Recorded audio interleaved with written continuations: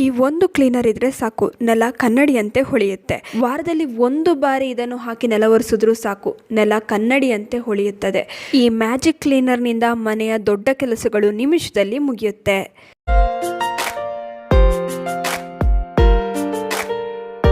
ನಮಸ್ತೆ, ವಿಭಿನ್ನ ಸಲಹೆಗಳು ಚಾನೆಲ್ಗೆ ಸ್ವಾಗತ. ಮನೆ ಕ್ಲೀನ್ ಮಾಡೋದು ಪ್ರತಿದಿನದ ಕೆಲಸ. ಅದರಲ್ಲೂ ನೆಲವನ್ನು ಎಷ್ಟೇ ಸ್ವಚ್ಛವಾಗಿಡಿ, ಕೊಳೆ ಆಗೇ ಆಗುತ್ತೆ. ಇನ್ನು ಮಾರ್ಕೆಟ್ನಲ್ಲಿ ನಾನಾ ರೀತಿಯ ಫ್ಲೋರ್ ಕ್ಲೀನರ್ಗಳು ಸಿಗುತ್ತೆ. ಆದರೆ ಇದರಿಂದ ಏನಾಗುತ್ತೆ, ನೆಲದ ಮೇಲೆ ಒಂದು ಸೋಪಿನ ಪದರ ನಿಂತುಬಿಡುತ್ತೆ, ನೆಲದಲ್ಲಿ ಶೈನ್ ಇರೋದಿಲ್ಲ. ಹಾಗಿದ್ರೆ ನಾವು ಏನು ಮಾಡ್ಬೋದು? ಮನೆಯಲ್ಲೇ ಒಂದು ಸೂಪರ್ ಆಗಿರುವಂಥ ಕ್ಲೀನರ್ನ ತಯಾರಿಸ್ಕೊಳ್ಬೋದು. ಈ ಒಂದು ಕ್ಲೀನರ್ನ ನೀವು ತಯಾರಿಸಿದ್ರೆ ಸಾಕು, ನಿಮ್ಮ ಮನೆಯ ಎಲ್ಲ ಕೆಲಸಗಳಿಗೂ ಈ ಒಂದು ಕ್ಲೀನರ್ನ ಬಳಸ್ಕೊಳ್ಬೋದು. ಈ ಕ್ಲೀನರನ್ನು ನೆಲ ಒರೆಸುವ ನೀರಿಗೆ ಹಾಕಿ ನೆಲವನ್ನು ಒರೆಸಿದ್ರೆ ನೆಲ ಕನ್ನಡಿಯಂತೆ ಹೊಳೆಯುತ್ತೆ. ಇನ್ನು ಬಾತ್ರೂಮ್ ಟೈಲ್ಸಲ್ಲಿ ಎಷ್ಟೇ ಕರೆ ಕಟ್ಟಿದ್ರೂ ಪರವಾಗಿಲ್ಲ, ಈ ಕ್ಲೀನರ್ನಿಂದ ನಿಮಿಷದಲ್ಲಿ ಸ್ವಚ್ಛಗೊಳಿಸ್ಕೊಳ್ಬೋದು. ಇನ್ನು ಬಾತ್ರೂಮ್ನ ಸಿಂಕ್ಗಳು ಹಾಗೇನೆ ಕಿಚನ್ನ ಸಿಂಕನ್ನು ಕೂಡ ನಿಮಿಷದಲ್ಲಿ ಕ್ಲೀನ್ ಮಾಡುವ ಶಕ್ತಿ ಈ ಕ್ಲೀನರ್ಗಿದೆ. ಅಷ್ಟೇ ಅಲ್ಲ, ನೀವು ಈ ಕ್ಲೀನರ್ನಿಂದ ಪಾತ್ರೆಯನ್ನು ಕೂಡ ತೊಳಿಬಹುದು. ಬರೀ ಒಂದು ಕ್ಲೀನರ್, ಆದರೆ ಇದರ ಕೆಲಸ ಹಲವಾರು. ಈ ಒಂದು ಕ್ಲೀನರ್ನ ನೀವು ತಯಾರಿಸಿದ್ರೆ ಸಾಕು, 3 ತಿಂಗಳವರೆಗೆ ಇದನ್ನ ಬಳಸ್ಕೊಳ್ಬಹುದು. ಫ್ರಿಜ್ಜಲ್ಲಿ ಇಡುವಂಥ ಅವಶ್ಯಕತೆ ಇರೋದಿಲ್ಲ. ಬನ್ನಿ ಹಾಗಾದರೆ ಈ ಸೂಪರ್ ಕ್ಲೀನರ್ನ ಹೇಗೆ ತಯಾರಿಸೋದು ಅಂತ ನೋಡ್ಕೊಂಬರೋಣ. ಮೊದಲಿಗೆ ಒಂದು 3 ನಿಂಬೆ ಹಣ್ಣನ್ನು ತಗೊಳ್ಳಿ. ಇದನ್ನು ಚಿಕ್ಕ ಚಿಕ್ಕ ತುಂಡುಗಳನ್ನಾಗಿ ಕತ್ತರಿಸ್ಕೊಳ್ಬೇಕಾಗತ್ತೆ. ಈ ರೀತಿ ಕ್ಲೀನರ್ನ ತಯಾರಿಸ್ಕೊಳ್ಳೋದ್ರಿಂದ ಇದರಲ್ಲಿ ಕೆಮಿಕಲ್ಸ್ಗಳು ಇರೋದಿಲ್ಲ ನೋಡಿ, ಯಾವುದೇ ರೀತಿಯ ಹಾನಿ ಆಗೋದಿಲ್ಲ. ಆರೋಗ್ಯದ ದೃಷ್ಟಿಯಿಂದ ಕೂಡ ಇದು ತುಂಬಾ ಒಳ್ಳೆಯದು.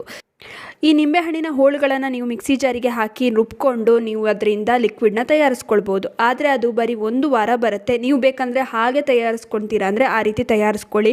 ಇಲ್ಲ ಒಂದು 3 ತಿಂಗಳಾದರೂ ಕೆಡಬಾರ್ದು ಅಂತ ಇದ್ದರೆ ಇದಕ್ಕೆ 1 ಲೋಟದಷ್ಟು ನೀರನ್ನು ಹಾಕಿ ಚೆನ್ನಾಗಿ ಈ ರೀತಿ ಬೇಯಿಸ್ಕೊಳ್ಬೇಕಾಗತ್ತೆ. ಈ ರೀತಿ ಮಾಡೋದ್ರಿಂದ ಇದರ ಶೆಲ್ಫ್ ಲೈಫ್ ಹೆಚ್ಚಾಗುತ್ತೆ, ಬಹಳ ದಿನದವರೆಗೆ ಬಾಳಿಕೆ ಬರುತ್ತೆ. ಇನ್ನು ಈ ರೀತಿ ಮಾಡಲೇಬೇಕು ಅಂತ ಏನಿಲ್ಲ, ನಾನು ಆವಾಗಲೇ ಹೇಳಿದ್ನಲ್ಲ, ಡೈರೆಕ್ಟಾಗಿ ಹೋಳುಗಳನ್ನು ಮಿಕ್ಸಿ ಜಾರಿಗೆ ಹಾಕಿ ನೀವು ಲಿಕ್ವಿಡ್ನ ತಯಾರಿಸ್ಕೊಂಡು ಇಟ್ಕೊಳ್ಳಿ. ಆಮೇಲೆ ಅದಕ್ಕೆ ಏನೆಲ್ಲ ಬೆರೆಸ್ಕೊಳ್ಬೇಕು ಅಂತ ಹೇಳ್ತೀನಿ, ಅದನ್ನೇ ಬೆರೆಸ್ಕೊಂಡ್ರೆ ಸಾಕು.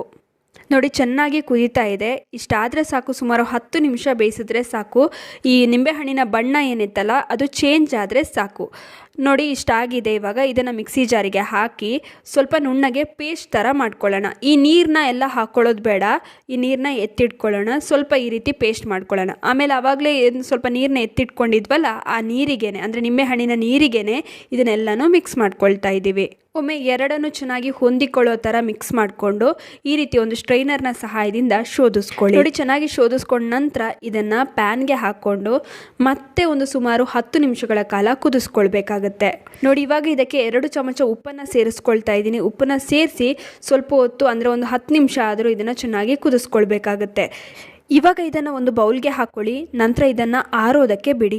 ಇದು ಚೆನ್ನಾಗಿ ಆರಿದ ಮೇಲೆ ಇದಕ್ಕೆ ಸುಮಾರು ಒಂದು 3 ಚಮಚದಷ್ಟು ಅಡುಗೆ ಸೋಡಾನ ಹಾಕ್ಕೊಳ್ಬೇಕು. ಅಡುಗೆ ಸೋಡಾ ಹಾಕಿದ ನಂತರ ಇದಕ್ಕೆ 1 ಸ್ಯಾಶೆಟ್ನಷ್ಟು ಯಾವುದಾದ್ರೂ ಶ್ಯಾಂಪೂನ ಹಾಕ್ಕೊಳ್ಳಿ. ನಾನಿಲ್ಲಿ 1 ಸ್ಯಾಶೆಟ್ನಷ್ಟು ಕ್ಲಿನಿಕ್ ಪ್ಲಸ್ ಶ್ಯಾಂಪೂನ ಹಾಕ್ಕೊಂಡಿದ್ದೀನಿ. ನೋಡಿ, ಈ ಶ್ಯಾಂಪೂ ಮತ್ತು ಈ ಅಡುಗೆ ಸೋಡಾ ಹಾಕಿದ ತಕ್ಷಣ ಇದು ಉಬ್ಬಿ ಬರುತ್ತೆ. ಈ ರೀತಿ ಉಕ್ಕಿ ಬಂದಾಗ ಹಾಗೇ ಬಿಟ್ಬಿಡಿ.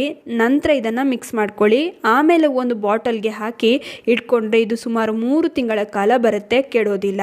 ಇನ್ನು ನೀವು ಜಾಸ್ತಿ ಕ್ವಾಂಟಿಟಿನಲ್ಲೂ ಬೇಕಾದರೂ ಇದನ್ನು ತಯಾರಿಸಿ ಇಟ್ಕೊಳ್ಬಹುದು. ನಿಂಬೆಹಣ್ಣನ್ನು ಬೇಯಿಸಿ ತಯಾರಿಸೋದಕ್ಕೆ ಇಷ್ಟ ಇಲ್ಲ ಅನ್ನುವರು ಆವಾಗಲೇ ಹೇಳಿದ ಹಾಗೆ ಮಿಕ್ಸಿ ಜಾರಿಗೆ ಹಾಕ್ಕೊಳ್ಳಿ.